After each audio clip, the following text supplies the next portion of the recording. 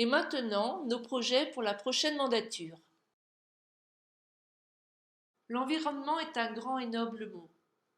Ici, vous voyez ce que nous avons trouvé en 2014 et ce que nous ne voulions plus. Nous y avons remédié. À droite, voici vers quoi nous tendons: optimiser le tri sélectif et accompagner la population à se libérer de leurs déchets librement, à tout moment, quand ils en ont besoin. Nous entendons régulièrement parler de l'érosion des dunes. Chloé Berthaud, étudiante en sciences de l'environnement, nous offre ses idées pour améliorer le futur de celle-ci. Préparons-nous à un nouveau rendez-vous annuel pour consolider nos dunes grâce au sapin de Noël. Et oui, pourquoi ne pas y avoir pensé préalablement? Bonjour à tous. Le renforcement de la dune est l'une de nos priorités. Certaines plantes en ont la capacité. En effet, l'Oya et le Kakilé maritime possèdent des racines et des rhizomes qui fixent le sable et donc la dune. Ainsi, nous voulions en planter pour consolider l'avant-dune et ralentir l'érosion.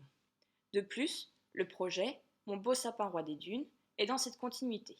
On mettra en place des points de collecte des sapins après les fêtes. Ces sapins seront découpés et placés aux endroits où la dune est fragilisée.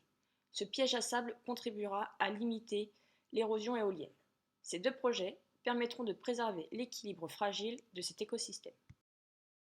En ce qui concerne la biodiversité locale, nous voulons disposer sur la commune des maisons à insectes et répartir des plantes et des graines bénéfiques aux abeilles.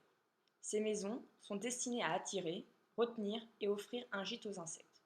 En effet, cela a pour objectif de favoriser les espèces d'insectes auxiliaires qui sont de précieux alliés pour les jardiniers. Cela permet de combattre les parasites et de favoriser la pollinisation. Mais c'est aussi une façon de sensibiliser sur la richesse de la faune sauvage. En ce qui concerne les plantes, elles participent à l'implantation et au développement des zones mellifères et pollinifères. C'est une contribution irremplaçable à la multiplication et la pollinisation des plantes. C'est aussi un atout pour le miel de la presqu'île. Vous le savez, nous le savons, et que faisons-nous? Nous sommes rapprochés d'une entreprise finistérienne afin de recycler les mégots en mobilier urbain. Oui, c'est possible grâce à vous, à eux et à nous. Aussi, nous optons pour ce beau slogan: plein de mégots contre une conso. Le projet des jardins partagés nous séduit. Nous n'avons pas eu le temps d'y travailler. Armel, Nelly ont débuté des recherches en ce sens. Anne van der Stappen les accompagnera et nous parviendrons ainsi à répondre aux envies de certains concitoyens. Je vous laisse maintenant découvrir les connaissances d'Anne. Bonjour à tous.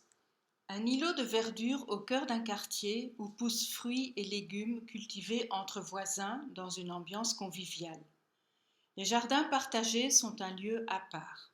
Ils tissent des liens sociaux et sont un support idéal d'apprentissage et de partage, ouvert à chacun. Il n'est pas indispensable d'être un jardinier expérimenté pour faire partie d'un jardin partagé. Le but est justement l'interaction entre les membres des lieux, de générations et compétences différentes, propice à la mise en commun des connaissances. Il s'agit d'un lieu de découverte pour les enfants, mais également à tout âge.